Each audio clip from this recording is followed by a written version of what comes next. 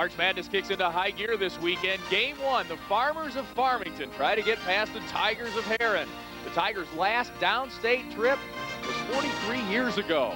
It's all next on the IHSA TV network.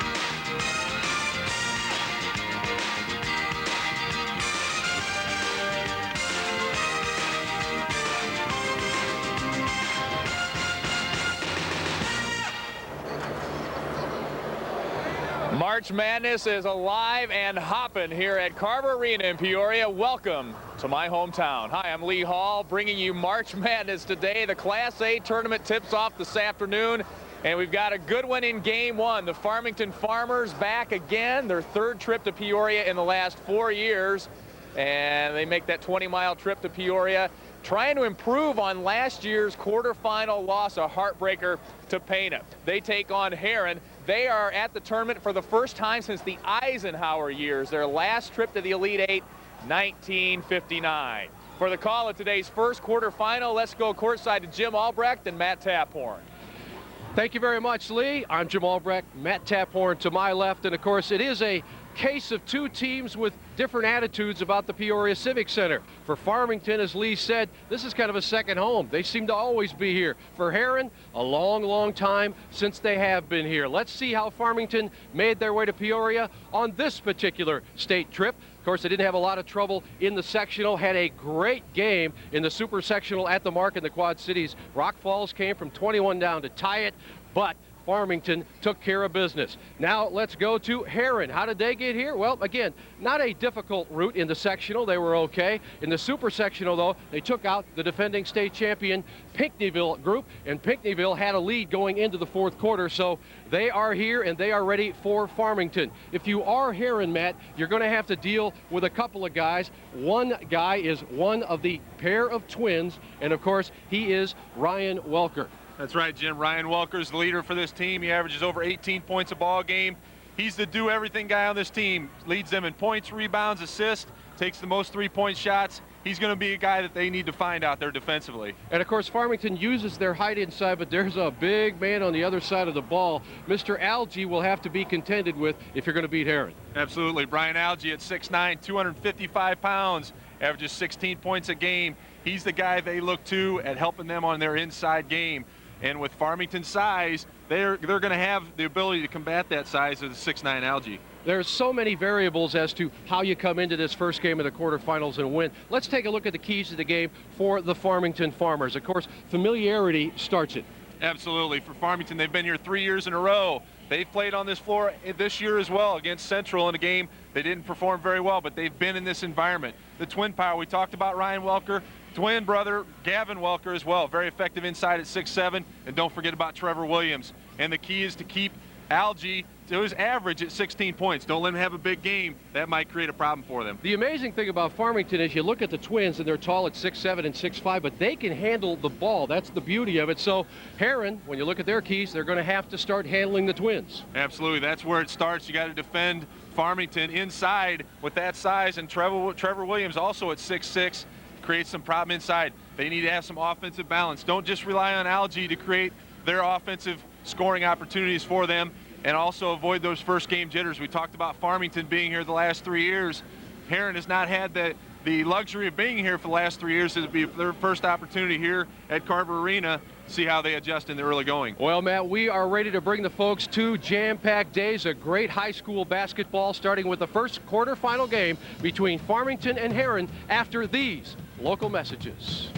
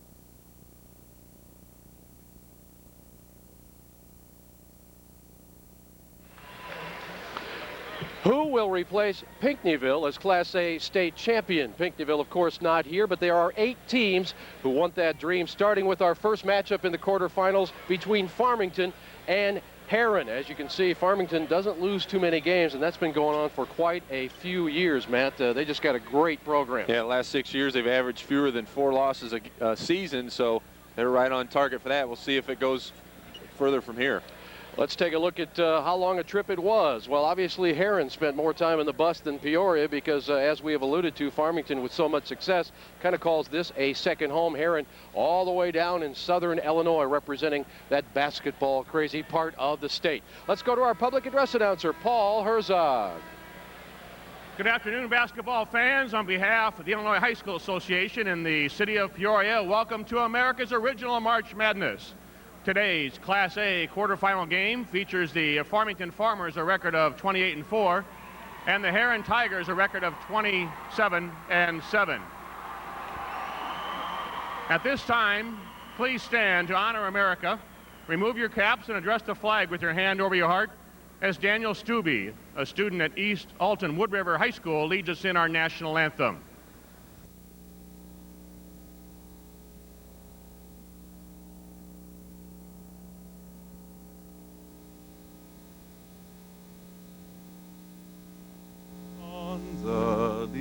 Light, what so proudly we hailed at the twilight's last gleaming, whose broad stripes and bright stars through the perilous fight o'er the ramparts we watched were so gallantly streaming, and the rocket's red glare, the bombs bursting in air, gave proof through the night that our flag was still there.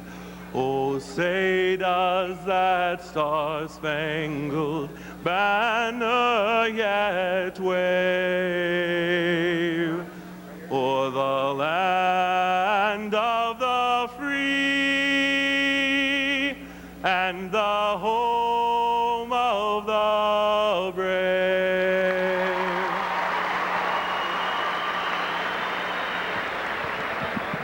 And now let's meet the players for this quarterfinal contest. Here are the team members for the Farmers of Farmington. The 5'10" junior, number 10, Tim Finney. The 6-foot junior, number 14, Tim Frank. The 6-foot senior, number 20, Jake Crow. The 5'11" junior, number 21, Jeremy Lucas. A 6'2" junior, number 22, Jared Martin. The 5'10" senior, number 24, Ryan Smith. The 5'11" senior, number 31, Tim Haley. The 6-foot senior, number 40, Justin Rose. A 6'2" junior, number 50, Brandon Brackett. And a 6'3" senior, number 52, Doug Schmid. Now let's meet the Herrin Tigers. A 5'9" junior, number 5, Tristan Tripp. A 6'1" senior, number 23, Greg Murphy. A 5'10" senior, number 24, Adam Crompton. A 6'1" junior, number 25, Kyle Harlow. A 6'1" senior, number 30, Chris McCowan. A 5'9" senior, number 33, Adam Faulkner.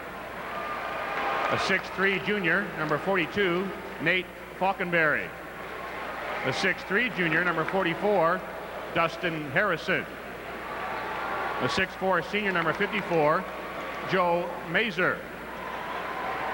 And a 6'4" junior, number 55, Jason Monchino.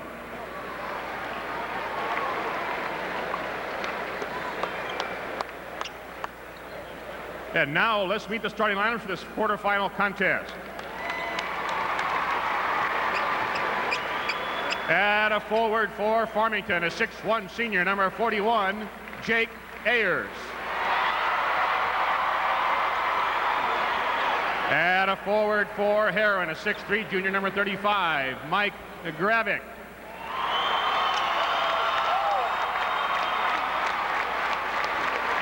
And a forward for Farmington, a 6'7", senior number 44, Gavin Welker.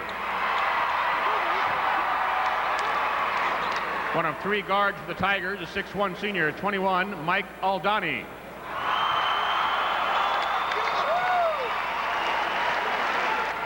At center for Farmington, a 6'6", senior 42, Trevor Williams. The center for Herrin, a 6'9", senior number 50, Brian Algie.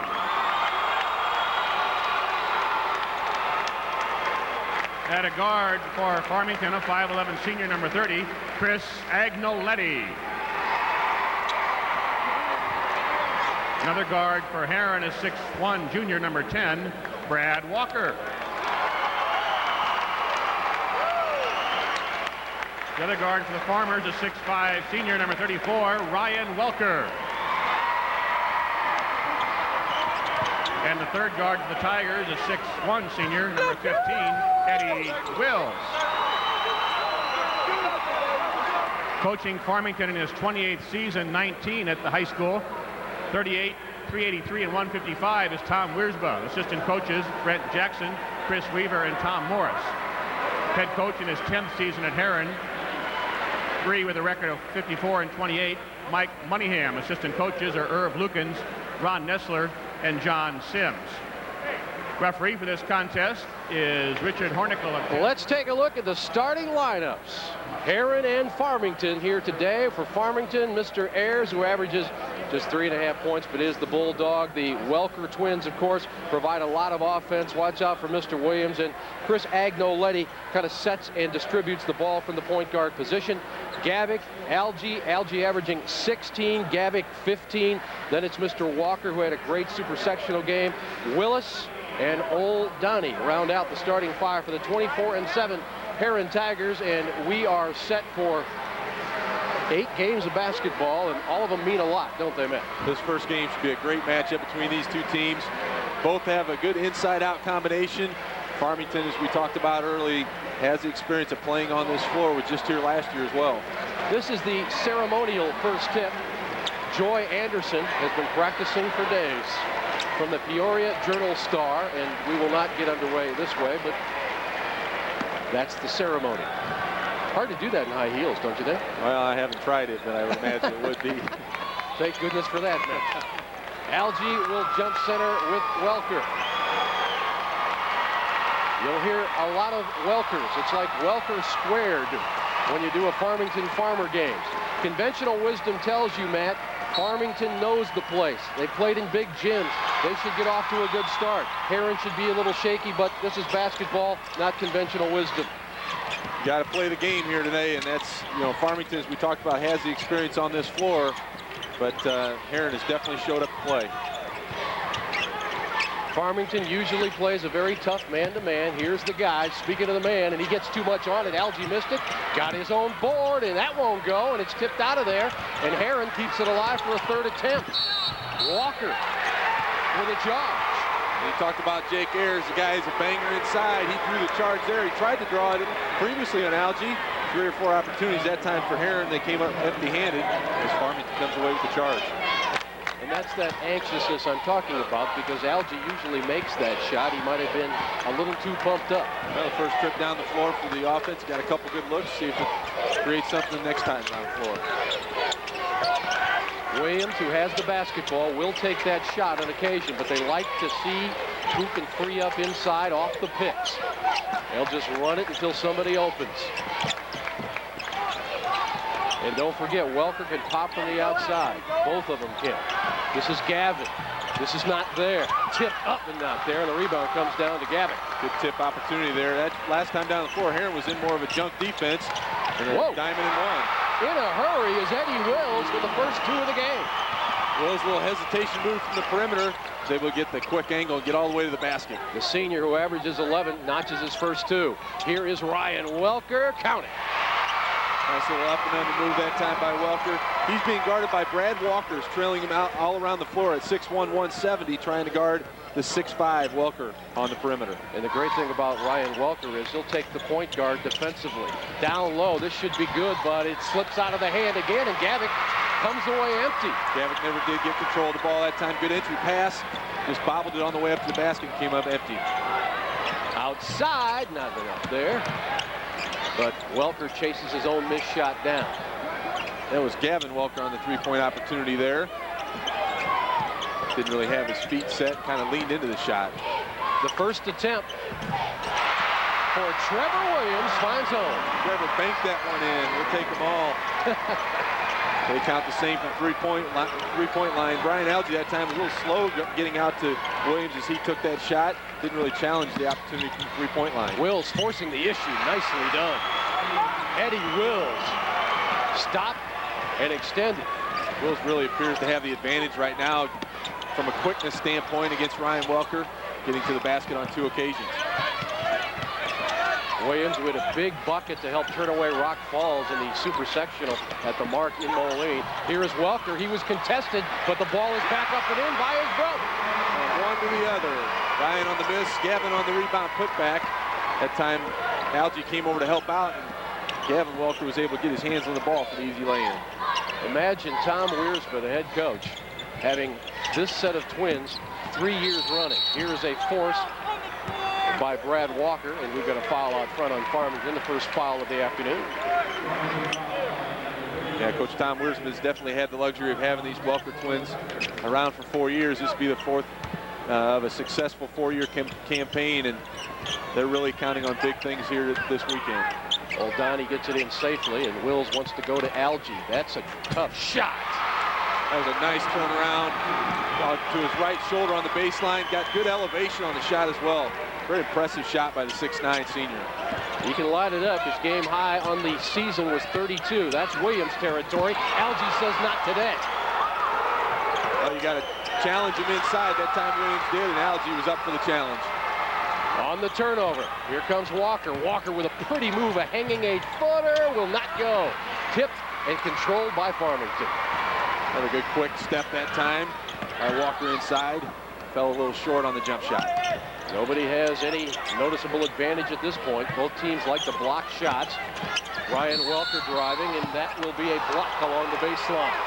Gavick trying to draw the charge, but unsuccessfully. But for Farmington, Williams is very active inside the paint area, and that creates a lot of opportunities on the perimeter. Just on that play there, he got the ball inside, was able to kick it out to Gavin Welker, took it to the baseline, and fell short, but he did draw the foul.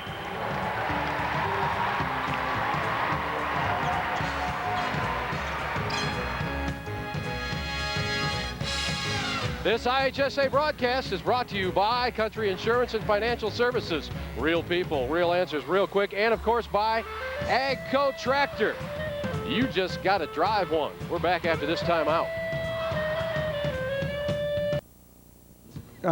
They've been 3-year starters for us. Ryan has really made himself a complete basketball player this year. He leads us in scoring, he leads us in rebounding, he leads us in assists, and he leads us in steals.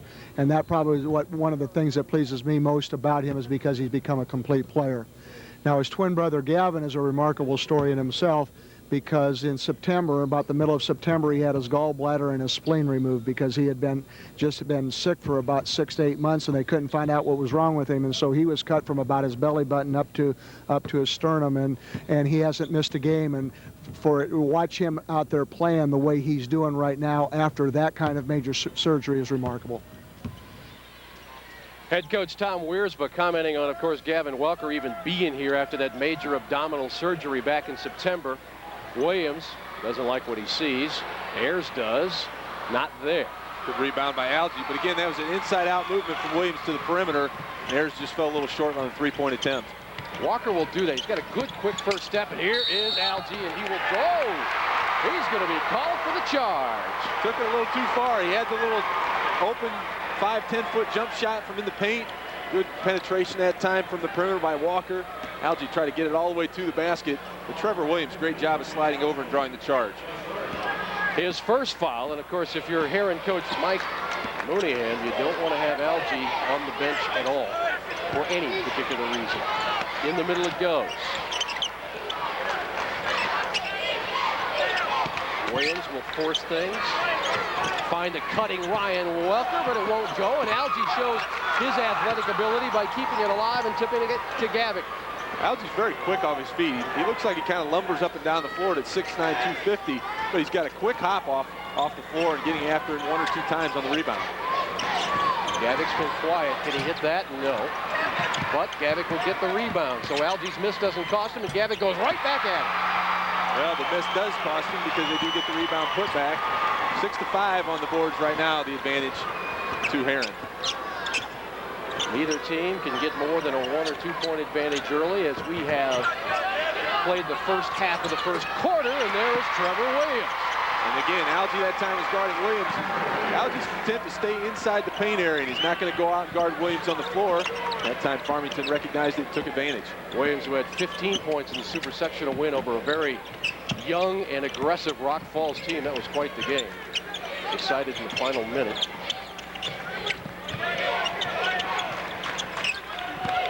Mooneyham screams high-low. Old Donnie doesn't shoot a lot, only averages 5 points. Farmington content to be in a 3-2 zone right now. Nice. Going to get to Algie. Good high-low pass that time from Algie inside to Gavick, and Gavin Welker will be called for the foul.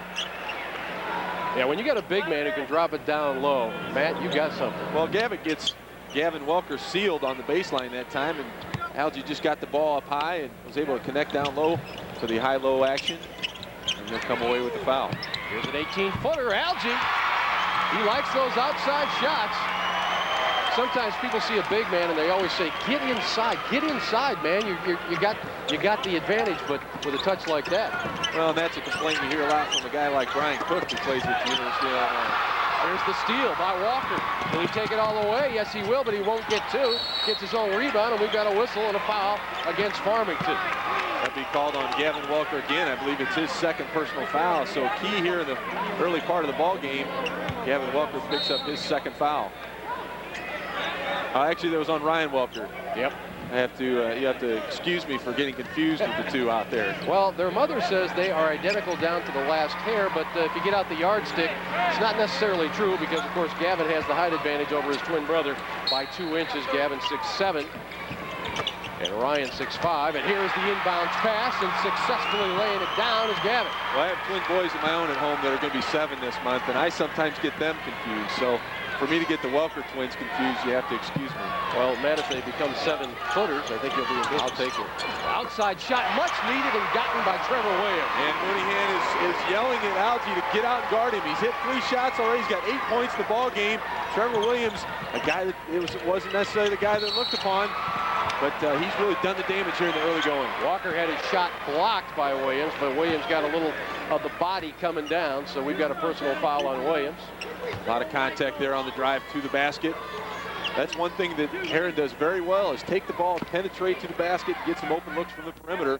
That time Walker drew the foul.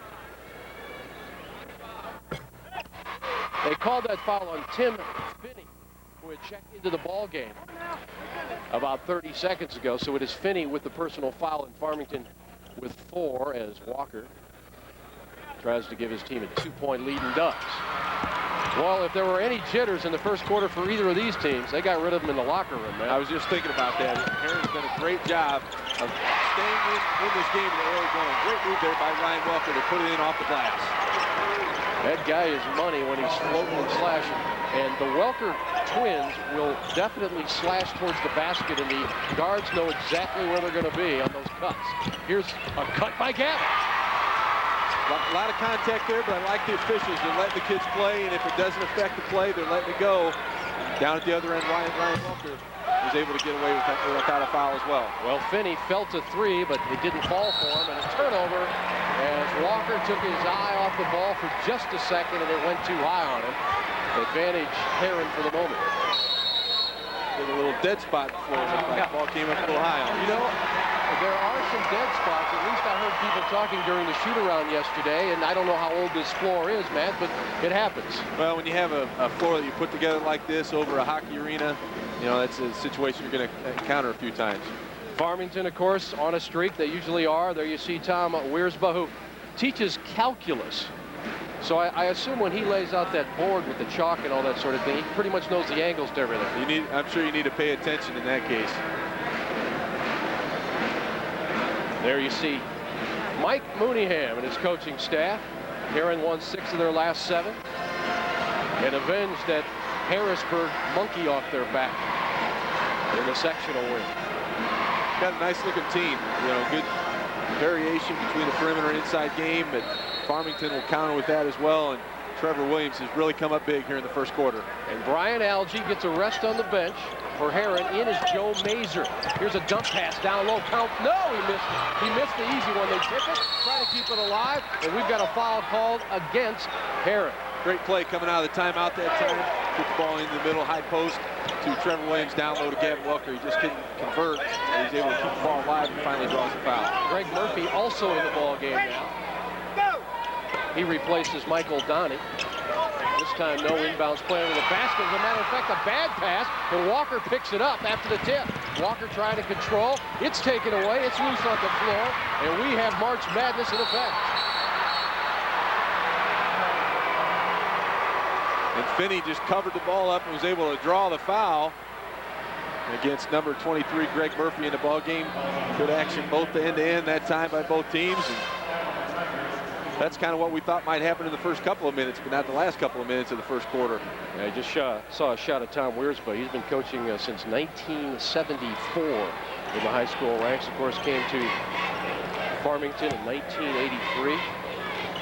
This is a very winning program, and Matt, when you have a winning program, sure you need the players, but that head guy sets the tone for a lot of things. He's had the opportunity to have a couple of his sons play for him in the program and had a lot of success with them as well. Williams finally misses, and the rebound comes down to Old Donnie, who's back in the ball game for the Herrin Tigers. Herrin, of course, plays in the Southern Illinois River-to-River Ohio Conference, which is a mouthful, and they have the basketball and the lead for the time being as we hit the 1-minute mark remaining here in the first quarter. Farmington back into a man-to-man defense. Wills get a step off of Wills, though. He traveled. Yeah, it looks like Welker may have got a hand on the ball just to jar it loose for a moment as Wills is heading to the basket to create that turnover. Wills, a good quick first step to get his advantage on his defensive man, but just bobbled it momentarily. And with the time remaining, you would expect Farmington to work it to one of the twins. Let's see. Gavick playing Ryan Welker pretty tough. But if he doesn't step up out beyond the arc, we'll find out how tough Ryan Walker is. Inside, nice drop pass. Back out, see that good ball movement. There's a nice pass to Williams, and he is fouled as he goes for the deuce. Great inside-out action. Again, Williams isn't forcing anything down there. He's waiting for his opportunities. And Ryan Walker, I'm surprised he hasn't gotten one off from the three-point range yet. He's very effective from the perimeter, but he draws a lot of attention. You see 3 guys guarding him on his drive to the basket that time. Dumps it down to Williams. He draws the foul and goes to the line for 2. And the senior Joe Mazer for Herrin picked up the personal. Now Williams, he's a pretty good all-around ball player, but I'm sure his coach would like him a little more accurate from the free throw line. Trevor's only about 64%. You always like, you know, any coach will take 75 on up. And that's about where the team is as a whole, but Williams gave up a little bit on that first shot. We'll see if he stays with it a little bit more this time. And he does get the roll. It's a 1-point Herrin lead as they bring it up a little pressure. Let's see if Welker means it. And Algie back in the ball game for Herrin with 20 seconds to go.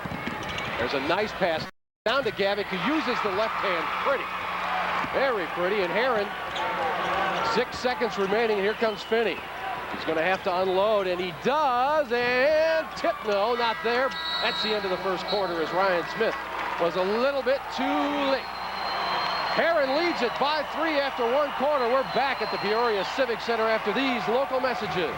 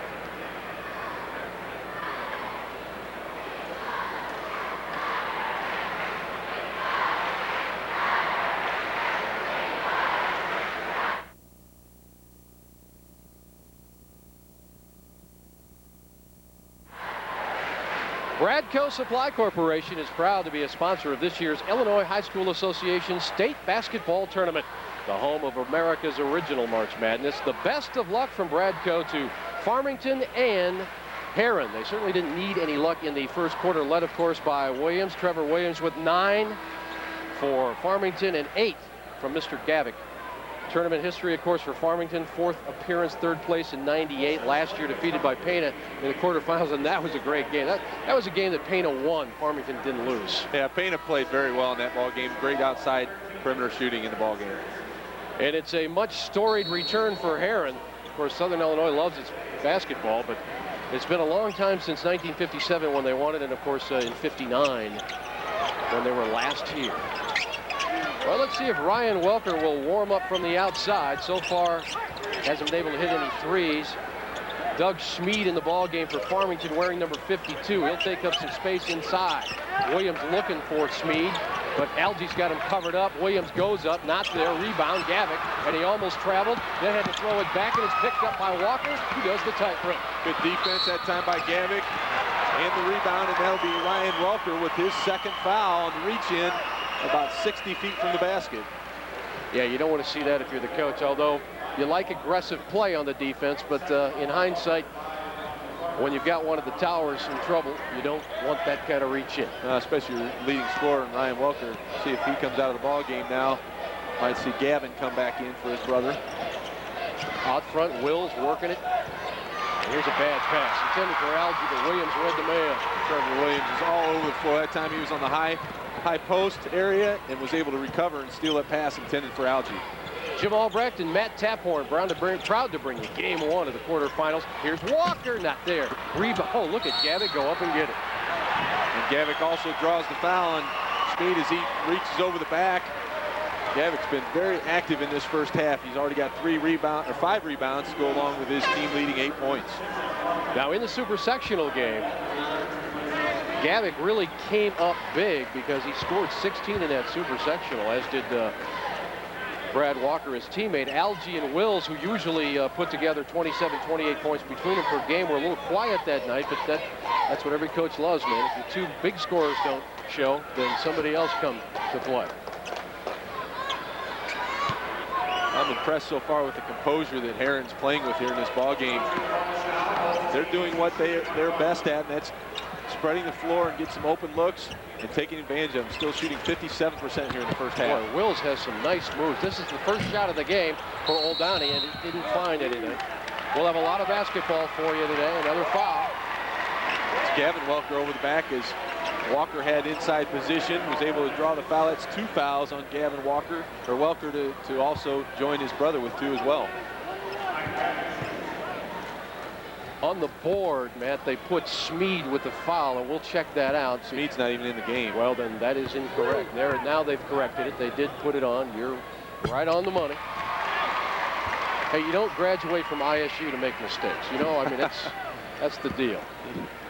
But this is a serious problem now with the Welkers. You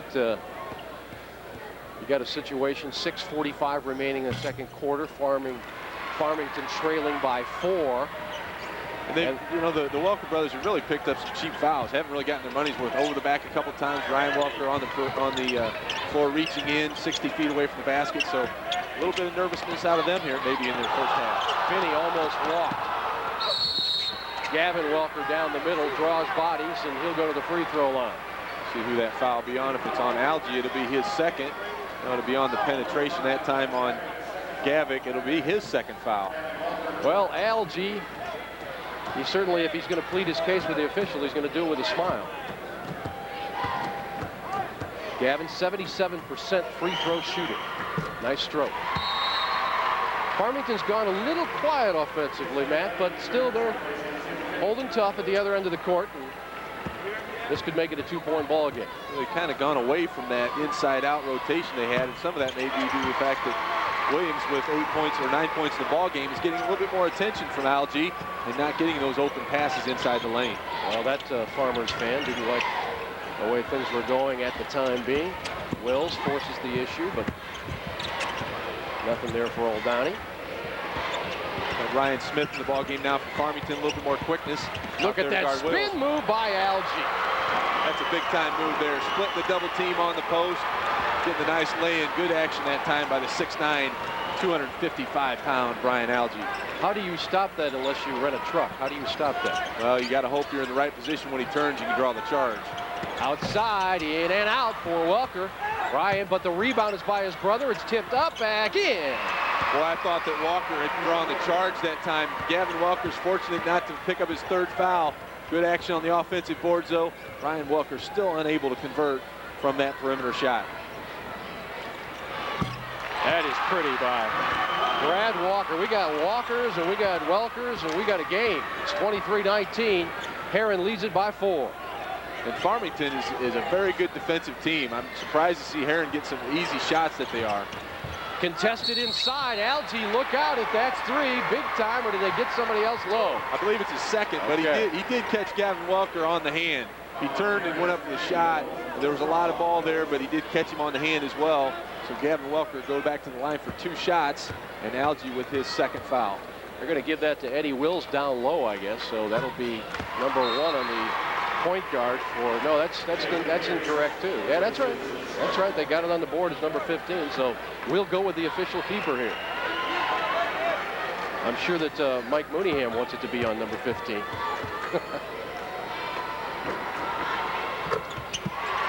Free throws are both down. And Farmington puts on a half-court press appearance here. Let's see if Wills just breaks it easily, getting it up to Walker. Last time they tried this wasn't very effective. Gavitt got an open lane and layup prior to the end of the first quarter. Alge, 16-footer money. Nice use of the shot fake that time. Got Welker off his feet. Knocked down the good little 15-foot baseline shot. He's got a nice soft touch and good release.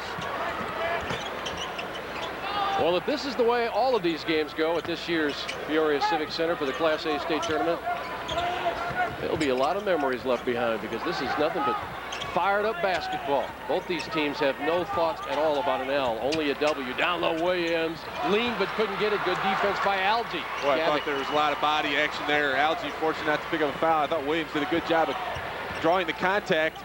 Wasn't able to get the ball off the glass. Again? No. Rebound Williams. A little bit of a forced shot that time by Alge. Really didn't get the offense moving. Coach Tom Wiersbe would like a timeout to talk about these things. 25-21. Herrin up and headed to the huddle. 30-second timeout by Tom Wiersbe. Just wants to get a few things taken care of on the offensive end. Herrin is really starting to pack it in on their zone defense and not allowing Farmington to get those open passes into the lane area where they can get the high-low situation, or the pass inside, kick it out to the perimeter, and see if Coach Tom Wiersbe tries to address that here in this 30-second timeout. Of course, Herrin's been around for a long time as a high school. Originated in 1903, first graduating class 1906. The old school actually burnt down in 1948, and they rebuilt it in 1950. Got themselves a new gymnasium, so the Herrin basketball program, headed by Mr. Alge, is in good shape these days.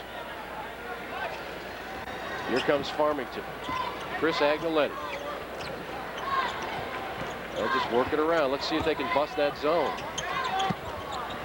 And Ryan Welker is predominantly working inside right now, trying to get an open lane, and he's drawing a lot of attention. Inside, nice pass, but it couldn't be handled properly, but Williams got it back, couldn't get it to fall. Didn't take it up strong that time, kind of faded away on the shot inside. The first couple blocks by Alge has created some hesitation inside by Trevor Williams. We've got a timeout, and we'll take one from the Peoria Civic Center.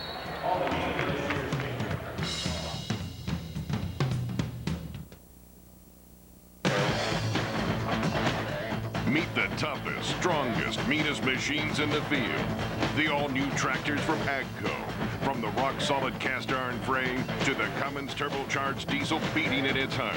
This baby is ready to take on the toughest jobs your farm and Mother Nature could dish out. So powerful, so tough, it belongs in a cage, not in a barn. Experience one today at your nearest AGCO dealer.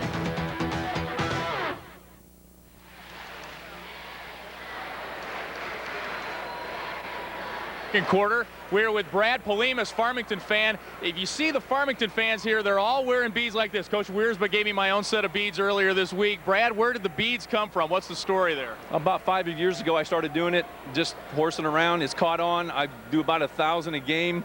Starting the sectionals, I don't do it till then. We keep progressing. I just keep doing it.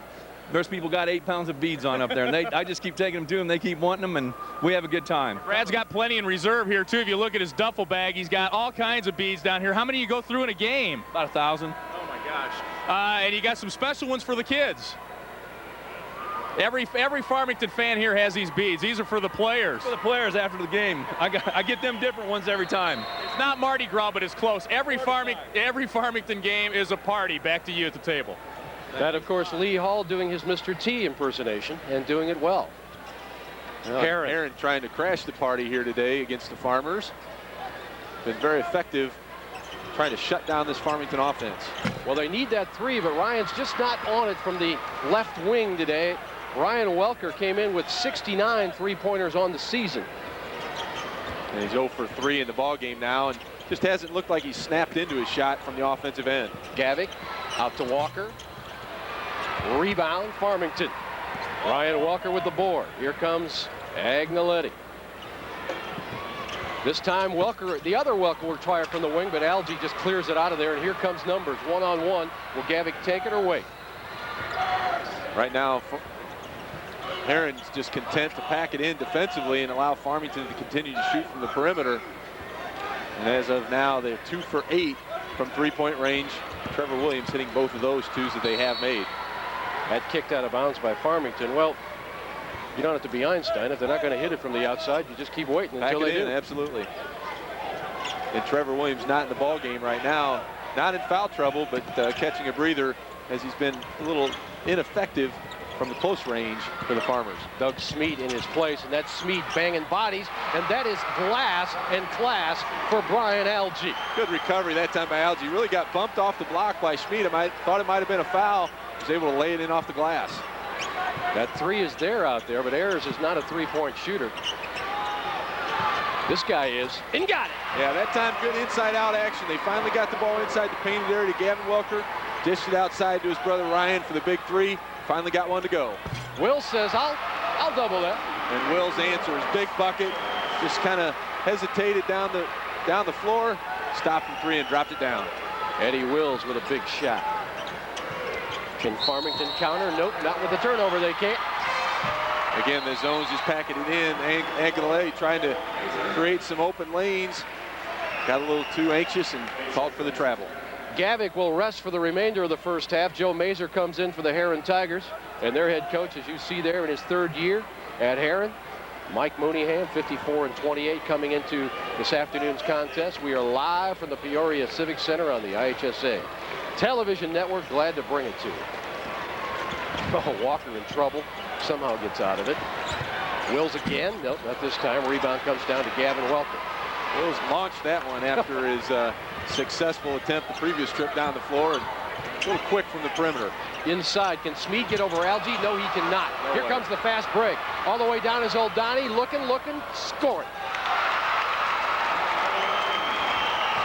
Jumped up and grabbed Speed as he was coming across the free throw line.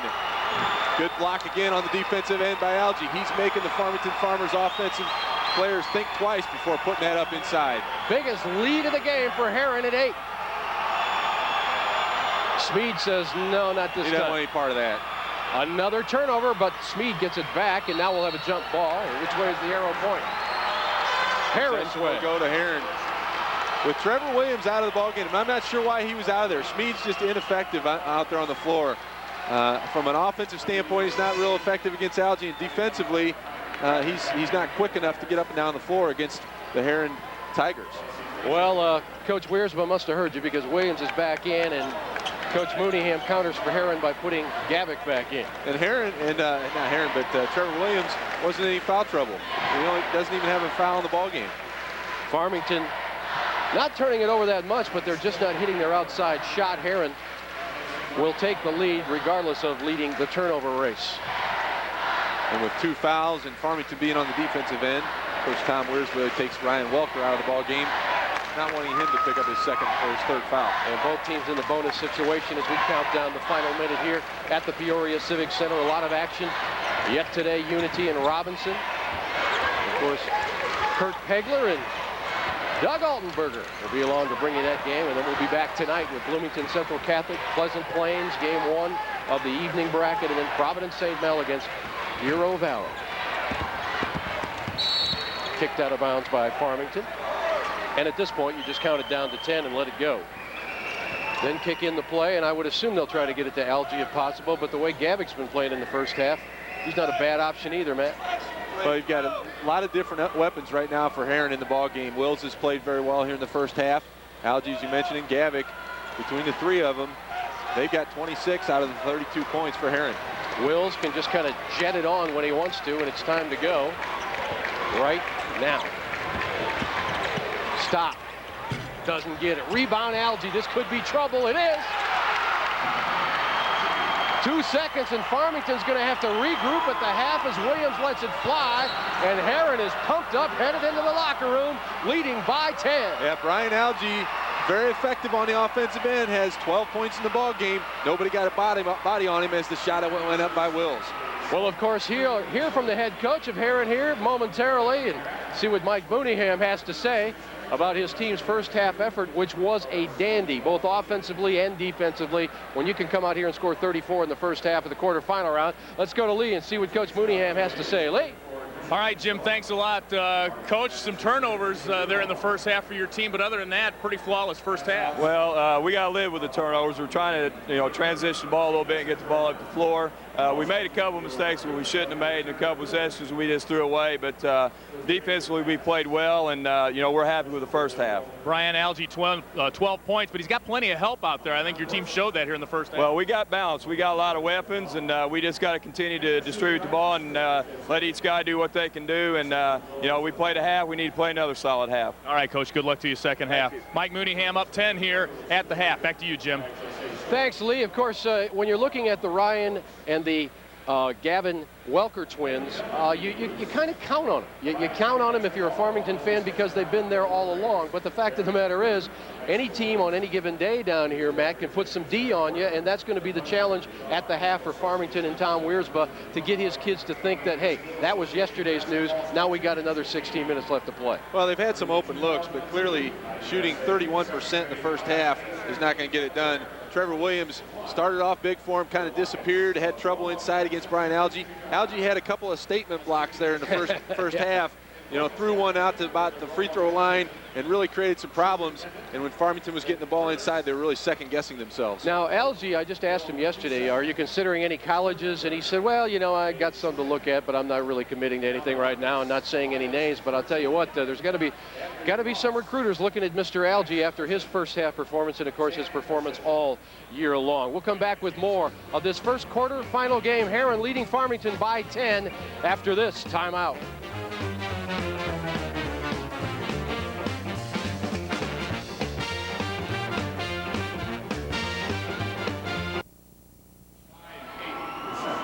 And we are back at halftime here at Carver Arena. Class A March Madness. It's Herrin leading Farmington 34-24 at the half. And we are joined by Herrin Tiger great from the past.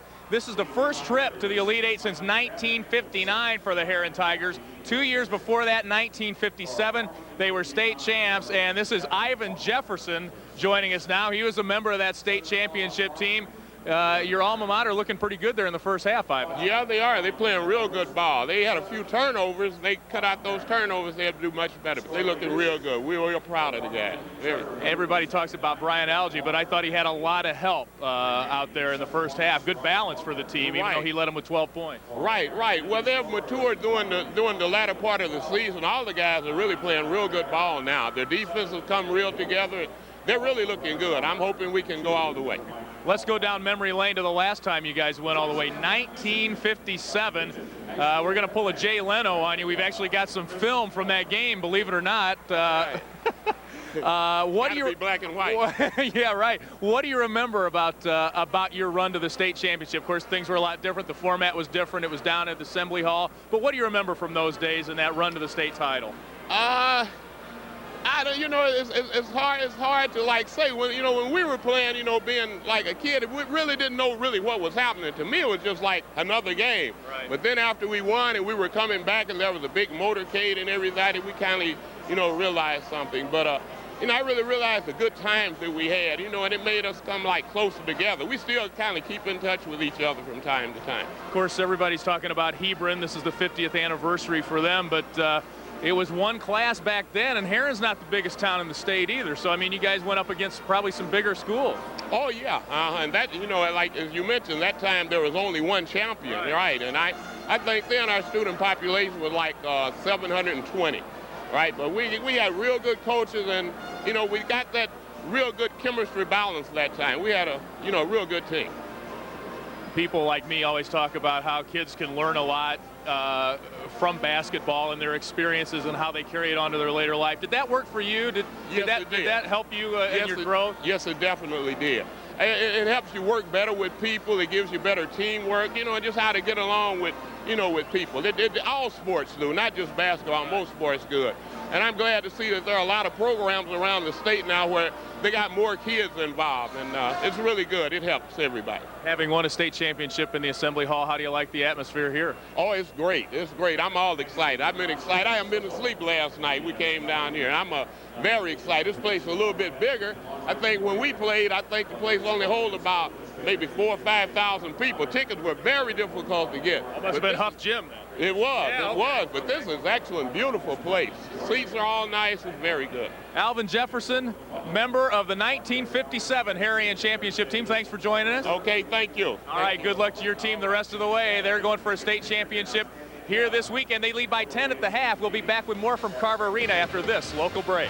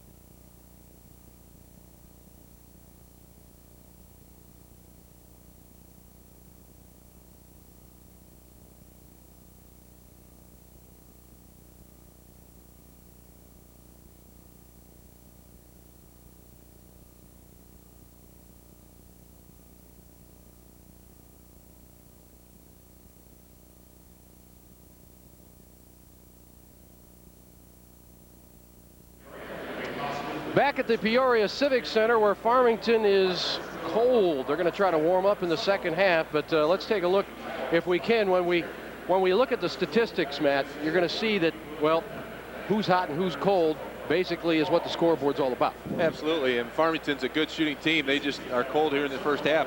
We talked about how effective they've been or how much experience they've had on this floor. That hasn't worked to their advantage in the first half. Well, you look at that field goal percentage from Herrin. My goodness, that's about 58% right there on 15 to 26, where you're looking at almost 30% for Farmington. And if they're going to come back into this game, which I suspect they will do, they'll have to pick up the pace on that. And then, of course, the 3 of 10 from three-point land. Well, that's something they can make up in a hurry. You make a few threes, you get this game a little closer. You know, that can make a big difference. But the problem they're having is on the offensive end. Herrin's got some second chance opportunities. You see the disparity there, 16 to 10 on rebounds. That's been a big factor in their offensive output, and the big basket there to close out the halftime with Brian Algie getting that rebound put back. And maybe the turnaround was Brian Algie blocking Mr. Smead's shot. I mean, it was close up to that point. He set up the rejection, down they went and scored, and then went on a roll. Well, it wasn't just Smead. he also blocked Trevor Williams inside, and I think that kind of set the tone inside and allowed them to pack things in and just dare Farmington to shoot from the outside. If Farmington's going to get back in this game, they need to shoot better from the perimeter, because Algie is really taking care of things inside. Your leading scorers, of course, no surprise there. Mr. Algie with 12. Gavick had a strong first quarter, set the tone offensively. And then, of course, Wills chipped in with 7. Williams was hot in the first quarter as well for Farmington. And, of course, the Welker twins, they're going to have to warm up. Well, the Welkers are going to get their shots, but they need to start making some of those shots too. Between the two of them, they're 5 for 16. Their offense needs a little bit more output from them if they're going to be back in this ball game. We'll be back with more of Championship Weekend after these local messages.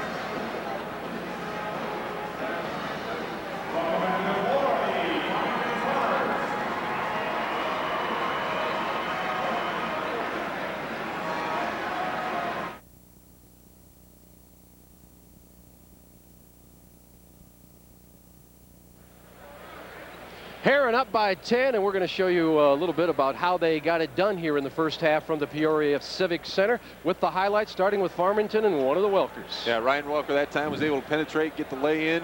2 of his first half 7 points. But on the other end, Wills early on was able to get to the bucket. His slashing move in off the glass.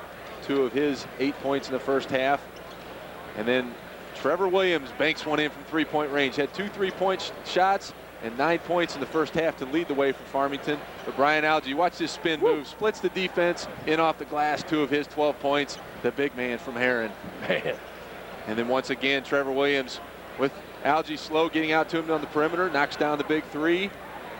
And Walker, Brad Walker for Herrin, knocks down the shot from the perimeter. They've been very effective, 57% from the field in the first half. Lee Hall standing by courtside with Tom Weersby. Lee. All right, Jim, thanks a lot. Coach Weersby down 10 at the half. What'd you tell your guys? Well, we've got to do a much better job of keeping them off the boards. I thought we just left them in their comfort zone the whole first half. They were able to do whatever they wanted to. And we've got to reverse those rules. We've got to be the aggressor. We've got to take them out of the things they want to do. But the main thing is to keep them off the boards. You guys were up 20, held off a comeback Tuesday night. Can you come back from 10 here? Well, we're going to try. All right, Tom. Thanks a lot. Tom Weersby, Farmington coach. And we'll go back to you, Jim. All right, we're going to set the tone here. The second half is coming up after this timeout.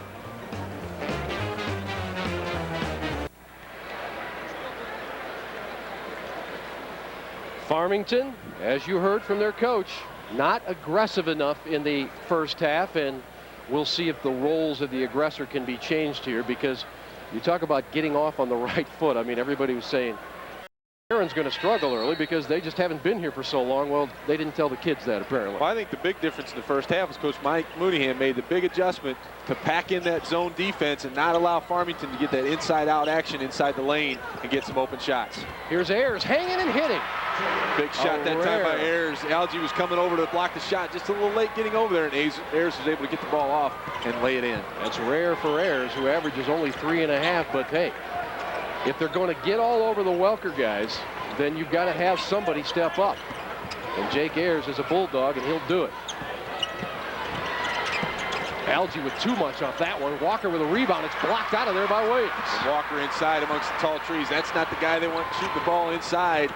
They'd rather get the ball in the hands of Gavick or Algie.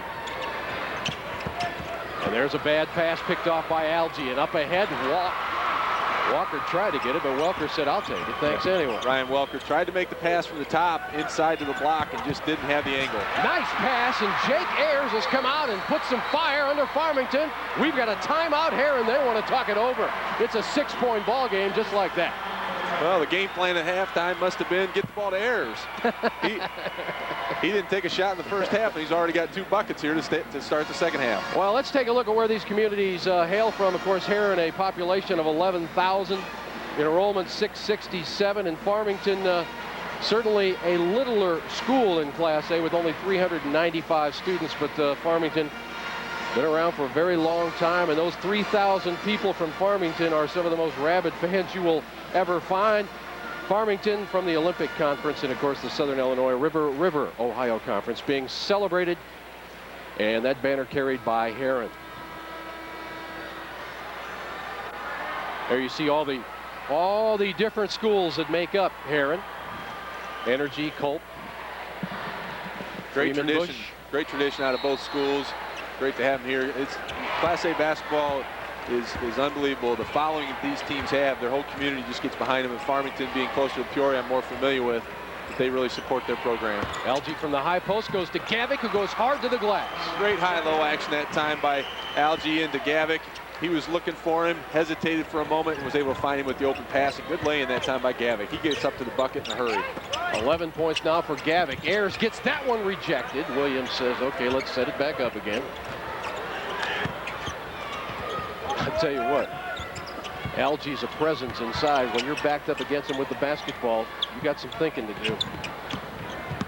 Welker wants baseline, gets baseline, but not basket. Ayers back up, rebounding with it is Algie, and here comes Wills in a hurry. Almost turned it over, and then does get the call. I thought he did. You're right, Jim. He got a little high that time on the dribble, got away with the travel call, and ends up being a foul there on Ayers, I believe it was. You know, with Algie rebounding and the speed of Wills, as you see the replay there, you got yourself a run game there. You can set the horses loose. Foul was actually on Agnelletti down low. Here's Wills wide open. Good inside out movement that time by Gavick. Hit Wills wide open from the three-point line, just unable to knock it down. Ryan Welker looks for his twin brother, but he's not open. Now he gets the ball from outside. That's going to be off the mark. Rebound easily to Algie. And the shooting woes continue from the perimeter. Let's talk about depth Farmington. perception from a small gym as opposed to this big place, Matt. That's a big problem, and that may have been why Farmington only scored 30 points in their last trip here this season against Peoria Central, along with the quickness of Central. But it is a problem. You have a situation where the basket almost looks like it's sitting out at half court as opposed to at the end of the court. There's a lot of space behind the basket. It's tough to shoot into, especially for a perimeter shooting team. And it would also affect free throws to a degree. To some degree, although you get more concentration, more focus from a 15-foot standpoint when you get out to 19, 20 feet on a three-point shot and from different angles of the floor, you start to see some of the background, some of the crowd behind the basket. There you see Algie's numbers, 6'9", 255-pounder, playing in his last year of high school basketball. I'm sure that Coach Mooneyham would like to keep him around, but that's not the way it works. Well, I can think a lot of Missouri Valley teams that would like to have a guy like him on their program. Here's Gavin Welker. A nice feed from Williams. Good adjustment that time by Welker. Get into the baseline, twisting his body to avoid Algie and get it up off the glass. He's done that on a couple of occasions in this ball game. Very effective inside. Well, Farmington has been able to at least weather another offensive onslaught. They trailed by 10 at the beginning of this half. And here is a wide open Wills, who is greeted by Williams, fighting for it on the floor, and Wills somehow comes up with it. Gavick will kick it back out. Walker with a great head fake. Here's trouble. Now that's a good foul that time by Gavin Welker. A hard foul inside, make Algie go to the line for 2 shots as opposed to giving the easy shot inside. That will be the 3rd foul on Gavin Welker, however. You know, that loose ball over there on the sideline, it was away from us, but it appeared to me that it actually went off Wills' foot, and Trevor Williams saved it back into plays instead of letting it just go out of bounds. Farmington would have obtained possession. Algie a little upset with himself. He's no stranger to the free throw line and shoots 71% on the year, so he doesn't like this 1 out of 2 thing. No, now he doesn't like 1 out of 4. He's really giving up on the line, though. He backs away from the line instead of staying with it and following through. And again, that good foul by Gavin Welker was able to get possession back to Farmington. Gavin covered up, back to his brother Ryan. Count it.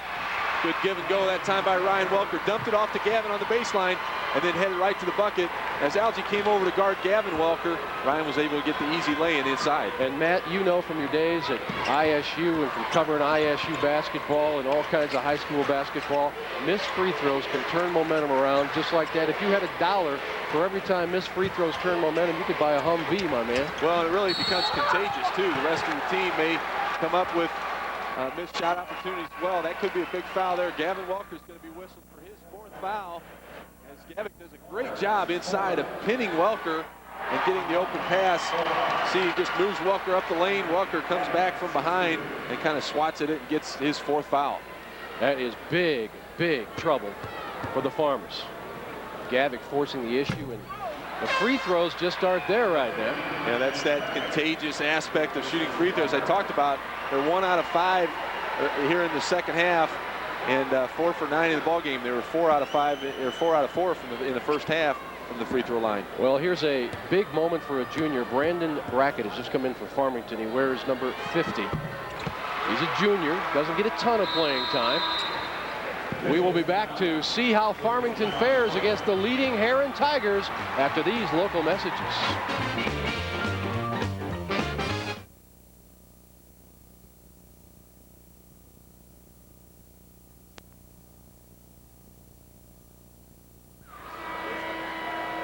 Back at the Peoria Civic Center, I'm Jamal Brecht, along with Matt Taphorn, and of course Herrin, been around for a very long time. Used to be a AA school at one point, but it looks like because of enrollment, they'll be a single A for some time. There you see all the different communities that make up Herrin: Energy, Colt, Freeman Spur. 8 district titles coming out of that area, and so they have had their success, but nothing would make it taste better than present-day success. Well, this first game in the quarterfinal round for each team is always difficult. You want to stick around for the second day, and you never want to have an early exit. But Farmington right now trails by 6 with the ball, and Gavin Welker out of the ball game. Forces it and hits it. Ryan Welker, big drive inside, no call by the official. He's able to get it off the glass. Ryan Welker now leading the way for the Farmers with 11. And it's a 4-point ball game. They've cut into that 10-point halftime Herrin edge. Looking for Algie. Too much. They find Williams instead. And Brackett in the ball game guarding Algie. They were trying to get the ball right inside. May have concentrated too much that time on getting the ball to Algie, and therefore the turnover. Trying to cut it again. Ayers had the shot he wanted. Brackett comes up with a loose ball. Again a forced position, and Algie is going to be called for a very controversial foul, and he doesn't like it. I don't think it's actually on Algie. I think it was on Gavick inside. But that underneath? Welker again did a good job of taking the ball to the bucket. Algie's still walking around thinking the foul was called on him. Ryan Welker does a good job getting to the basket. The body foul is called. A little bit of hand action that time on the shot against Ryan Welker, that time by Gavick. Gavick picks up his 3rd foul. Ooh. Walker misses.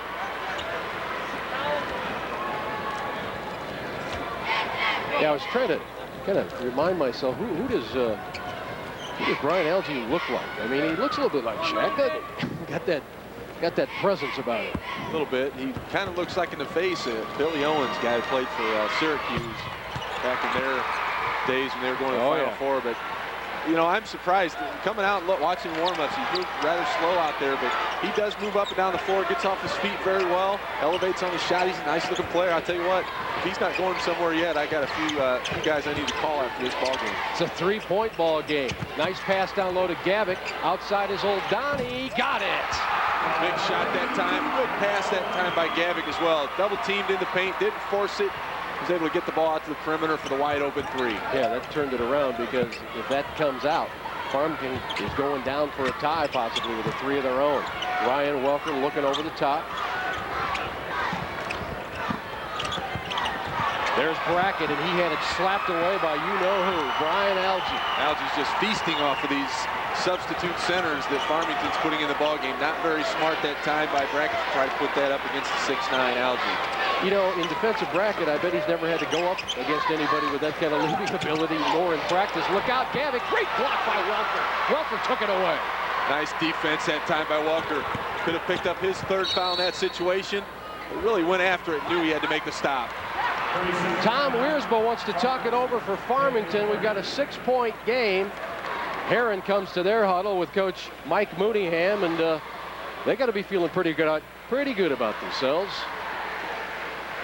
On the board out here, we've got 41-35 with 2:12 remaining in the 3rd quarter, and there, of course, the individual scoring with Gavin Welker on the bench with 4 fouls. What you need to do is just hang in till he gets back. Well, and you saw before we got to the scoring summary here, Coach Tom Wiersbo was pleading to Brackett out there, catch the ball and get it back out. Don't try to shoot against Brian Algie. There is Tom Wiersbo's wife. You can tell by the beads. And of course, she's not experiencing anything new. She coached state titles in girls softball in '89 and '91, so a very competitive marriage, no doubt about it. They know how to compete. Farmington comes out with a play on the out of bounds, trying to go high-low into Williams. Good defense that time by Gavick. Does Brackett want that? He does! Brandon Brackett comes in, and the junior nails a huge three, and it's a three-point game. Big shot that time by Brackett. Algie didn't want to come out and guard him either. Algie against three Farmers, and he'll go to the free throw line. That's one of those no, yeah, shots. Yeah, I'm not sure if that was the play they had designed, but Brackett nailed the big shot. Didn't hesitate whatsoever. On the other end, though, he's going to get whistled for the foul as he's trying to guard Algie. A little bump inside. Williams did get a clean block. But Brackett will be whistled. Actually, will be whistled on Williams. I can't believe they called that on him. He got all the ball. Williams with his second personal, and the problems continue at the free throw line for Herrin. Brackett, no stranger to threes. He hit 9 on the year, 9 of 22, so he's fairly accurate from beyond the arc. And boy, that was just a big shot for Farmington. Let's see if Herrin has an answer. Well, they've got a point answer anyway. And Algie here in the second half is 2 out of 6 from the free throw line. So Farmington content with giving Herrin only 1 point in each trip down the floor. Third quarter advantage belongs to these guys. Welker underneath. It's a 2-point game. Welker's very active on the inside. Just kind of sits down on the block area. He's able to get himself freed up. And Algie guarding Brackett is allowing Welker to get some good looks inside. The Farmington fans are on their feet as we near the 1-minute marker. Welker steals it away. Great hands defensively on the ball. As the pass went up, Welker was able to get his hands on and get the turnover. Greg Murphy with the turnover down low. Williams will tie. And we give Brackett very much credit. He's been a spark off the bench for the Farmers. The 10-point lead has disappeared. Another steal, but it gets away. Contact, no call. Boy, a lot of action down there. The officials letting him play. Ryan Welker just kind of shaking his head, trying to shake the cobwebs out right now. That looked like a linebacker hit. Will Wills go? He'll go, but he won't get it. Ball tipped around, back, up, and out, and picked off by Chris Agnoletti, and the Farmers could actually lead at the end of the third quarter. A foul way out away from the basket. And a pushing foul at that, away from the basket, probably 45 feet away from the basket. That one on Brad Walker. There you see the concerned look of Mike Mooneyhan, who has seen that 10-point bulge. And they've really done it defensively. They've really stopped things up inside. They've sent Algie to the free throw line instead of really getting easy shots. They've deflected the balls out on the perimeter. Now 10 turnovers in the ball game, 11 turnovers, excuse me, in the ball game for the Herrin Tigers. And only 2 team fouls on the Tigers in this half. 5 for the Farmers, with the clock ticking at 20 seconds, and here we go. And they've been able to do this with Gavin Welker on the bench with 4 fouls. Big key for the Farmers. That has been huge. Jim Albrecht and, of course, Matt Taphorn bringing you the final seconds of the third quarter. Baseline Williams covered up by Algie. Over to Welker. Oh. It's blocked by Algie. 1 second left. He throws it up, and that'll be close, but no. What an amazing recovery that time by Algie. Welker thought he had a wide open lane to get to the basket. Algie just picked that one off. It's even at 42s. We're taking a timeout.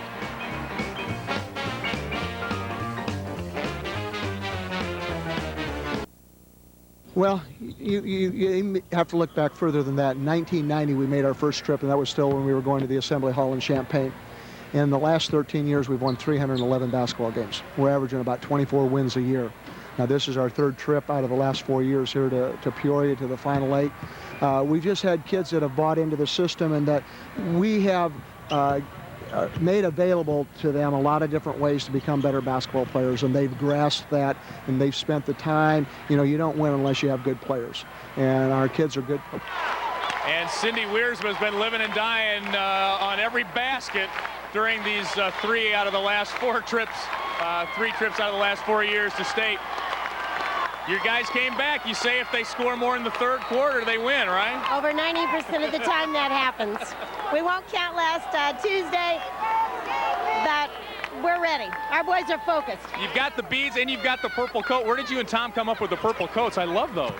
Tom's had his for about 15 years. It's the same one that he's worn to state. Whenever we see anything purple, you have to buy it. A friend of mine saw this here in Peoria, called me and said, I bought you a purple coat, and she brought it home. Great comeback. You guys are tied. Who's going to win? Farmers all the way. We're focused and we're ready. All right, Farmington's #1 fan says it's theirs. We'll see what happens here. Back to you, Jim. The rebound is there as Ryan Welker brings it up court after the missed shot. Welker's doing it at both ends of the floor right now. Offensive, defensive, rebounding, coming up with the steals. Woo! But Algie's the eraser inside. And Algie just said no. Wills forces it. It's going to be a block, and that was a tough call to make. One of the toughest calls to make in all of sport, isn't it? It is. You know, regardless of what sport you're playing, that block charge scenario, that time I thought the defensive player had his position. Wills comes down the lane out of control. It looked like Agnoletti had position. He gets called for the blocking foul. Well, this is who Herrin wants on the free throw line, their best free throw shooter. But he's not going to go there because he was not in the act of shooting, obviously, and we are now looking at 6 team fouls for the Farmers. Algie's working on a triple-double in this ballgame. He's got 6 blocks on the defensive end to go along with 8 rebounds and 14 points. They're looking for the big man. He turns and scores. That's almost impossible to defend. And a guy that's at 6'9", 255 being able to do that, that's just amazing. He gave that famous Michael Jordan flick of the wrist after the shot caressed the net. And Farmington needs an answer. Knocking it out of bounds is Gavin. Another guy that shoots that little fade away from the baseline is Michael Jordan, but I wasn't going to put Ryan Algie in the same sentence.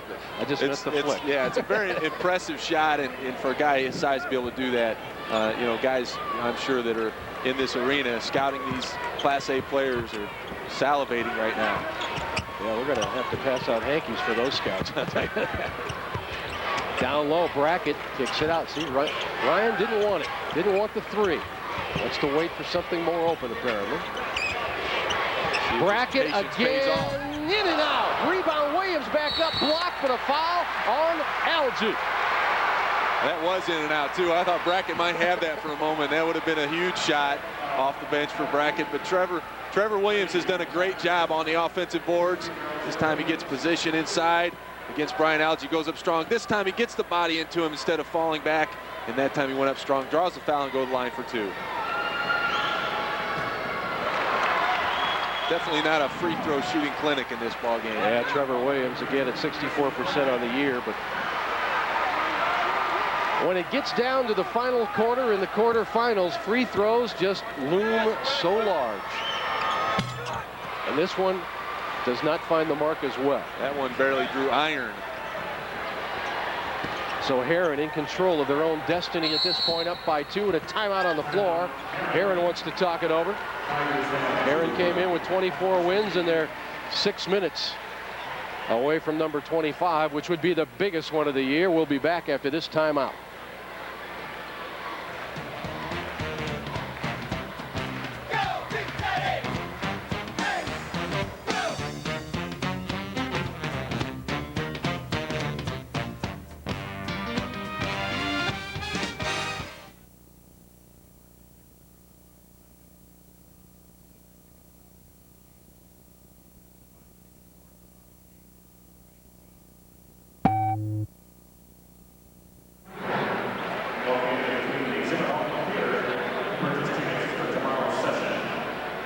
We are back at the Peoria Civic Center. If this one sets the tone for the next 2 days, don't go anywhere. Just kind of hang out around your TV set and enjoy great basketball. We still have a timeout on the floor. We'll take a timeout and be right back.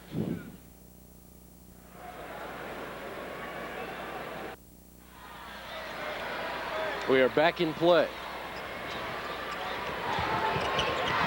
Herrin with the basketball and the lead. Wills for 3. Too hard. It's coming out of bounds, and Ayers will let it go, and Farmington breathes a sigh of 3-point relief there. They certainly do. Ayers that time was stumbling, trying to get back out to Wills on the perimeter, and he was really trying to help out inside against Algie.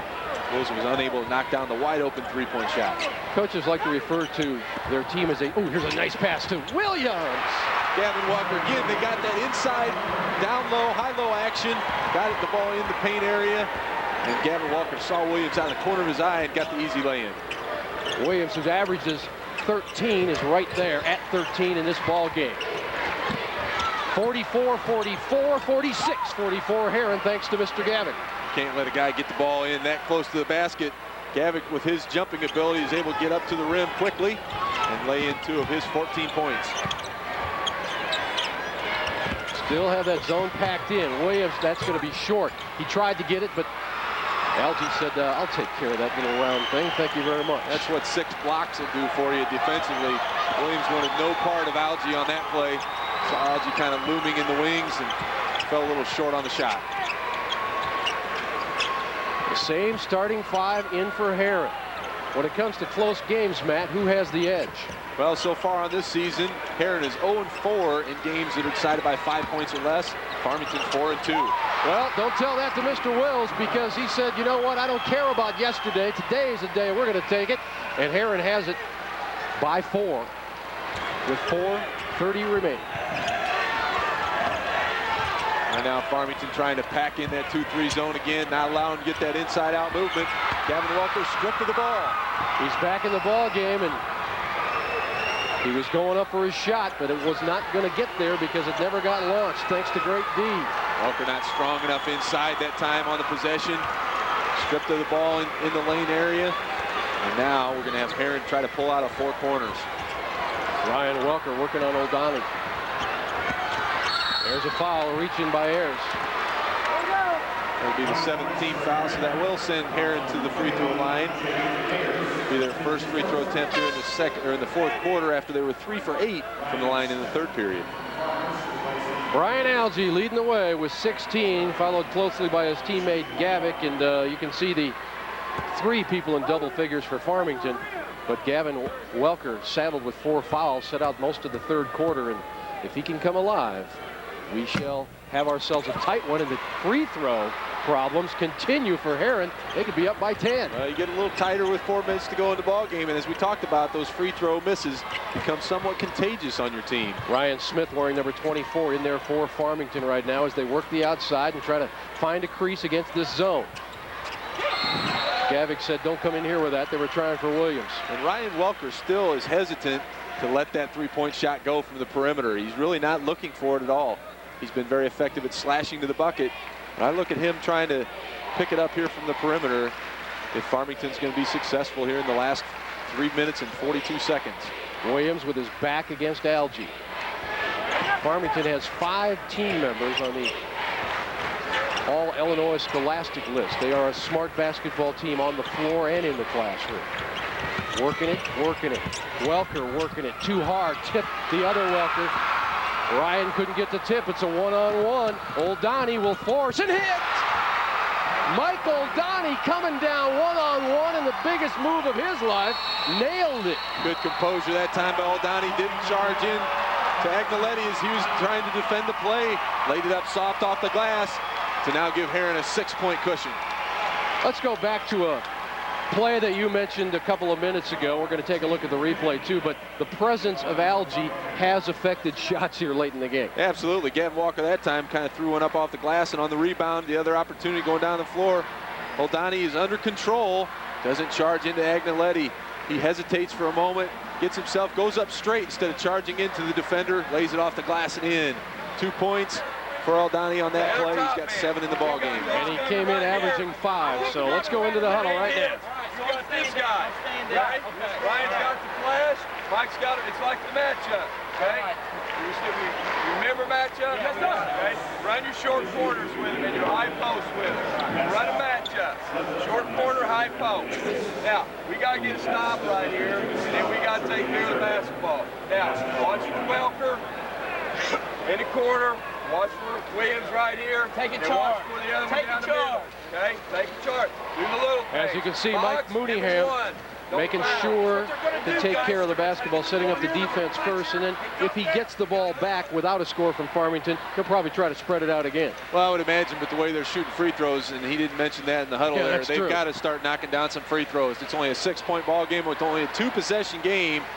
against a team like Farmington, who does have some effective three-point shooters, they got to knock down some free throws. Well, that's where free throw psychology 101 comes in. Some coaches will bring it to the table and say, hey, come on, we got to knock those down.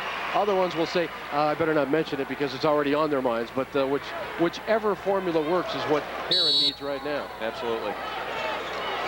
So Gavin Welker, again, major abdominal surgery back in September. He's probably not at 100% even now, but still looking for some inner strength here. Ryan Welker hits the three. Now it's a one-possession game. With about 3 minutes to play. Almost a turnover in the backcourt. Wills goes down. Ooh, a foul. They're going to call that on Tim Finney, who crossed up the young guard for Herrin with his leg, and getting up limping just a little bit is Eddie Wills. Tough call there. Good aggressive defense by Finney. Though Wills may have traveled before the foul, but he's going to be whistled, and Wills will go to the line for a one and bonus opportunity. Yeah, Finney and Smith are running things out front now for Farmington, and let's see if the free throw falls. That was Will's first trip to the line in the ball game. See the stat, Herrin only shooting 46%. That pumps him up to 50%. Short. 4-point ball game. Welker to Welker, and down we come offensively for the Farmers. Gavin, nice bounce pass, and Williams got it. Williams a little hesitant that time. Algie was sitting back there, but a good bounce pass inside by Gavin Welker at 6'7". Good looking pass. Old Donnie, who had that big one-on-one bucket moments ago, was fouled out front by Smith, and it looks like that's Coach Tom Weers's plan from Farmington. Hey, if they're out front, foul. That's right. You can't score if you don't have the ball, and if you're down by 2, you got to get the ball back somehow. And if Herrin's going to spread it out, try to play a four-corner, why not foul and try to get the ball back? Oldani 0 for 1 in the ball game from the free throw line. And 64% on the year from the stripe. Get a good look at the young man.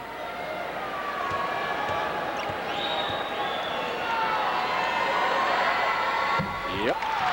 That one, he stayed on the line. The other thing that the Herrin players have not been doing is staying with their free throw and following through. Oldani that time kept his toe on the line. Good follow through, knocked it down. That one as well. Makes a big difference if you don't fade away from that free throw line. Again, Farmington comes up the floor, facing a 4-point deficit. Finney looking, and Algie back there along the baseline. Almost threw that one away. Farmington a little slow getting into their offensive set. Trying to find the Welker twins out on the perimeter for a three-point shot. Williams very deliberate inside. Slashing and passing and not going down, and Algie's got the rebound, and Wiersma wanted a foul, and he didn't get it. Yeah, I thought Williams got hit on the arm that time, didn't get the whistle. This didn't go very strong to the basket either. The final 2 minutes, barring overtime. Wills with a bounce pass, and Gavick will say, let's slow down. Let's get fouled here. That's what they're going to do here, play that come-get-me game against Farmington. The Welker twins try to pinch Old Downey, and that will do it if Gavin Welker is called for the foul, and that will do it. And if his Farmington team doesn't come back, he has played his final minute of high school basketball, and what a great career it has been. Just ask anybody who lives in Farmington. An unfortunate foul that time. Picked up one again, 40 feet from the basket. Needing to foul and send Herrin to the free throw line. That's not the foul necessarily that Coach Tom Wiersma would have wanted in that situation. But Gavin Welker realizes that they need to get the ball back. He bows out with 10 points in the ball game, right around his average, about a 12-point per average score. And one thing Brian Algie does for Herrin, and he's off camera right now, he loves conversation with the people who wear stripes. And it's always friendly conversation, but he's always trying to hedge his bet. There you see Mr. Welker. And he doesn't look like he's feeling 100% right there. Well, big free throw. Well, Donnie's really come up huge here in the second half. Only had 2 points in the first half. Down the ball game, he has 11, averaging nearly 5 on the season. Williams from way outside. He needed that, and he got it. And Farmington refuses to go away. Every time the spread gets to 5 or 6, down goes the 3. We'll be back after this timeout.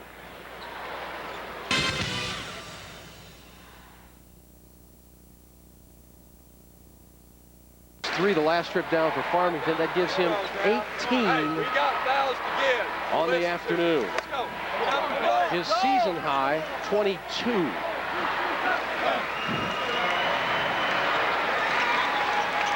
Play the foul game again, Matt? Or do you get aggressive? Well, you got to try to get a steal in the backcourt. And then once they do get across half court, then come up with a foul. Now, I would stay away from Oldani in this situation. I would not foul him. Look for either Walker or Wills in this situation. But Oldani is iced 4 in a row from the free throw line. He's got it going right now. He has the feel from the free throw line, so I'd stay away from him. Here comes the full court press. Gavick takes care of it. He's surrounded. He keeps going. He almost lost that ball, and we've got a foul at the last second. That was danger zone for Gavick. Yeah, it was a good call, though. And Gavick, a little out of control. Then he tried to strip him as he's going up to the basket, but he does get the foul, and that will be a 2-shot foul, because we're in the double bonus situation now for Herrin, and Gavick will be at the line. He's a 67% free throw shooter on the year, but he doesn't want to think about the misses, and doesn't. That time he stayed on the line a little better follow through. He's 3 out of 5 in the afternoon ball game here so far. Tigers fans on their feet, as you saw. They want another one to drop. They do not get their wish. Rebound to Williams. Again, a 4-point contest with Herrin back on defense, holding the lead. Williams lost the ball. Gavick's free, and he is counting them up. Just an unforced turnover that time by Williams. Had the ball on the perimeter, trying to look for his shot. Took his eye off the ball momentarily. Gavick was right there on the spot, took it all the way for the lay-in. And Farmington doesn't have a lot of time here. They've got less than a minute, and they can't be going into an offensive set here. Welker had it knocked away. And Tom Weersby, the head coach, is really being adamant over there on the sideline as to what he wants his team to get into. And right now, they'll have a moment to think it over, because Mike Mooneyham wants a timeout for his Herrin Tigers. We'll take a look at these final 49 seconds for you. Give you the numbers as far as fouls, and that 10 fouls for Farmington is huge at this point. Well, you get 2 shots every time down the floor, so at least if you make one of the 2, you're extending your lead. Farmington with 2 timeouts left, and Herrin with only 3 team fouls. Not that it's going to be critical in this situation, but it's a situation where they could also foul if the ball's on the perimeter, and Farmington gets the score a little closer. They can use a few of those fouls to stop action and not let Farmington get set up offensively. This copyrighted broadcast is presented for the entertainment and non-commercial use of our audience. Any reproduction or other use of this program without the express written consent of the Illinois High School Association is strictly prohibited. What's high school basketball without cheerleaders? That's like a basketball without air, man. It's not right. Farmington and their fans still holding out hope, and that would come in the form of a long bomb at this point. Well, they still have possession, only down by 6. Still a 2-point possession, or 2-possession ball game. Ryan Walker's certainly going to need to look for his opportunities, as is Trevor Williams. Although last time down the floor, he bobbled the ball and Gavick came up with a steal. They need to get some open looks. And don't forget a guy like Brackett. He's already hit one, taken 2 opportunities. See if he can get freed up. He's got Algie on him. Algie's been a little slow getting to the perimeter shot. See if Brackett might be an option as well. Unity and Robinson follow this game. Finney in a hurry. This is who they have to have the basketball in his hands, Welker, but he can't get it in times of essence now. Finney, Williams just going to have to do something here, and he does. It won't get the roll, but he will go to the free throw line as Gavick picked up the personal foul. 35 seconds remain. And more importantly, he ran off almost 15 seconds to try to get a shot off there. Williams go to the line. He really struggled on his last 2 free throw shots. Only 1 out of 4 in the ball game. Really couldn't get a look from the 3-point line. I'm sure that's what Mike Mooneyham was charging his defense with in that timeout. Don't give up the 3-point shot. And Williams has had all kinds of problems at the free throw line, and they continue. So that's actually a pretty good move on Herrin's part. They eat up clock, and they get a guy at the free throw line who's been struggling today. Yeah, neither team shot the ball well from the free throw line in this ball game, and really can be a difference. Herrin still up by 6. And that remains. And now all they have to do is be good from 15 feet away after their foul. Then he's going to be called with the foul. It'll be his 4th personal. Because if Walker might have lowered his shoulder that time and charged into him, he'll get the call and go to the free throw line for 2 shots again in the double bonus, and he's 2 out of 2 so far in the ball game. A couple of keys to the game, of course, the second quarter burst by Herrin, which showed a 10-point advantage at the half, and then Farmington coming back to tie it up, but then too much Herrin in the end. Well, when you got a guy like Brian Algie in the paint area, it makes you second guess anytime you get the ball. That really creates a lot of problems, and his defensive presence in there has really caused Farmington to have such a poor performance from the field goal percentage area at about 39%. But right now, Herrin's been able to knock down a few of these free throws to put the game away. Well, I'm sure Coach Mike Mooneyham is feeling pretty good about things right now. That's a pretty good foul because that's away from the basket and they don't get a shot on it. Coming up tonight, of course, we'll have Bloomington Central Catholic. That, of course, follows our second afternoon game, Robinson versus Unity. And then Cinderella, Bloomington Central Catholic, 15-15 against a former champion here 2 years ago, Pleasant Plains. That'll be followed by Bureau Valley and Providence St. Mel in what promises to be a great quarterfinal game. Bracket again, short. This ball game is going to go to Herrin as they will advance, and all of Southern Illinois will hear this news momentarily. And Brian Algie did challenge that shot, came flying out, almost came up with his 8th block in the ball game. Algie's been a huge presence in the ball game for the Herrin Tigers. We'll hear from the winning coach right after this game, and there's a little celebrating going on right now as Eddie Wills and the aforementioned Brian Algie give themselves a little time to celebrate with 17 seconds remaining. If you do keep these tapes for posterity's sake, do not mark this one free throws, because this will not be one of those types of games. It's what not to do from the free throw line. Better follow through that time by Walker. Knock down the shot. Gives him 6 points in the game. The Farmers are going to go home. Into the ball game for the Farmers is Tim Frank now. And that ball is taken away, and this ball game's going down. Count it down as Herrin celebrates a quarterfinal win and a date with destiny, starting with the semifinal game tomorrow against either Unity or Robinson. Well, it wasn't decided until the final 4 minutes of the ball game. But a well-deserved win by Herrin. Farmington was just a little too cold in the first half. They had the energy to come back and catch him, but sometimes when you get behind by 10 or 12, Matt, that run, that burn is all you got, and then the other team that was ahead pulls away. Well, the Walker brothers didn't have a great shooting performance here today, and you can see the long faces on the Farmington Farmers as they're exiting the floor. Really disappointed. They thought that this was going to be their year. Yep. The Welkers go out as seniors. They've been on the varsity team for 4 years.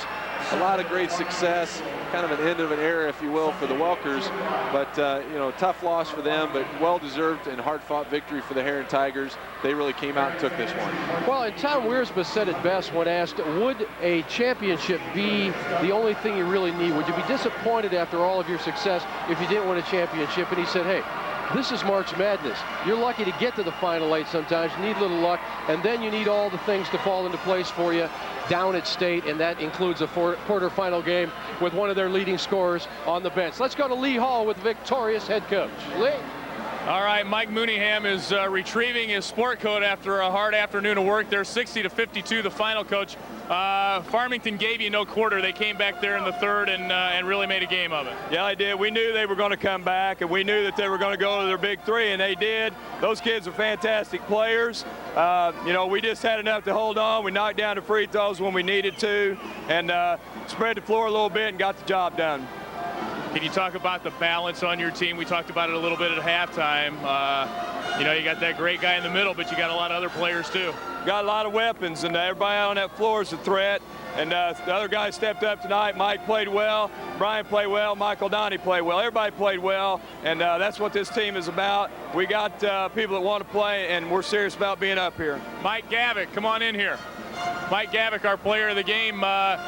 Tell me about being out there this afternoon. Some turnovers. It maybe wasn't perfect game. Some trouble with the free throw line, but you guys held on. Right. We're getting used to this floor. I mean, I came out ready. I was feeling I was hitting shots, but I mean, yeah, we had some turnovers. But as soon as we got past their last run, it was over. I mean, once they run out of runs, it's over for them, you know, if we're up. You guys showed a lot of balance, I thought. You got the big man that everybody talks about, but other guys stepped up too. Right. We got Brad Walker. He's a guard. He stepped it up. I mean, without him and Eddie and our guards, we couldn't produce in the lane. So they stepped it up. And I mean, our high-low, we got a 6'9" big man. We got me. I mean, we just take it to the rack. We don't back down from nobody. All right, nice job. Thank you. Congratulations. Good luck tomorrow. Thank you. Courage. All right. Let's go back to you, Jim. Thanks a lot, Lee. I think Mr. Gavick said it best. We just take it to the rack, and they certainly did. And you've got 4 guys in double figures for Herrin, and when you got a guy that everybody concentrates on like Algie and then other people contributing, it's not an easy thing to stop. Very well balanced team. That's what it takes to be successful in the state tournament level. You have to have balance. You can't expect one guy to carry you all the way, because if he has an off night, you know, you'll be in trouble. But 5 guys played more than 30 minutes for the Herrin Tigers, and they really stepped it up and came out with a hard-fought victory.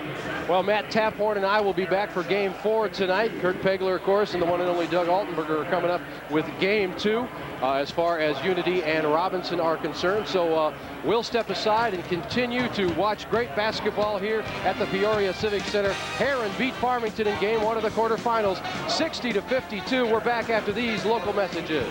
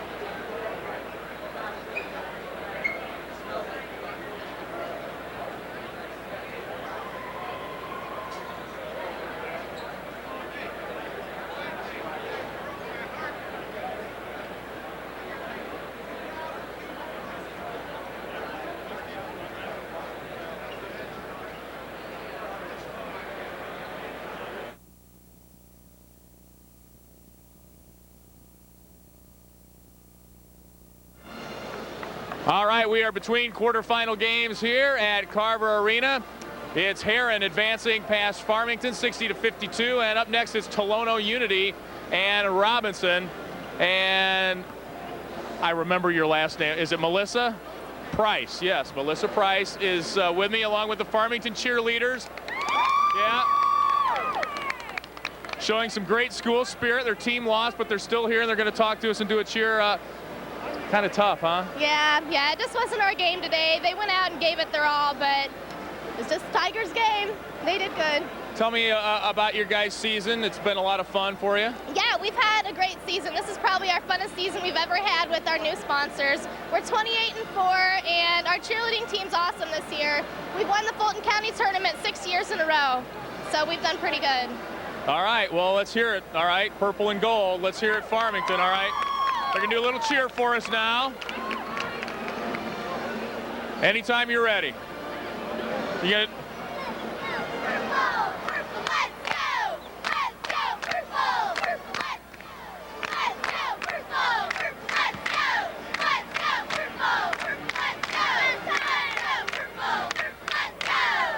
All right, Farmers. Be careful going home. Thanks a lot. Farmington Farmers, the Herrin Tigers are here too. Oh my gosh, I'm out amongst them, as my friend Gene Ragstra would say. You want to be famous? Okay. Tell me about, what's your name? Don't block her view now. She's being a star now. Are you talking? Tell me about this squad. Well, we're the bomb. What's your name, Miss Bomb? Balon.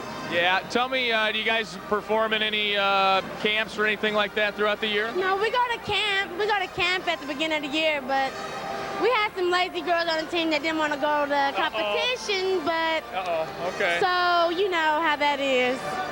Tell me about, all right, well, we've got the dirt on the cheerleaders now. Tell me about this basketball team. You guys look pretty good out there today. Yeah, they're the bomb. We're number one. Yeah. We're going to the top this year. You are? That's all. We're taking the championship. We're taking it home. What? We've not been here in 45 years, so we're really just happy to be here. Well, you're more than just happy to be here. You're going to be here all weekend now. The Herrin Tigers will take home a trophy for the first time since 1957. You guys going to do a cheer for us now? Yeah. All right. I want an actual cheer. Whatever you can do right here in the corner. All right. This is the Herrin Tigers from down Carbondale way. A lot to cheer about after a first-round win over Farmington. What's this going to be? What's this called? Anybody know what this cheer's called? Oh, okay, here we go.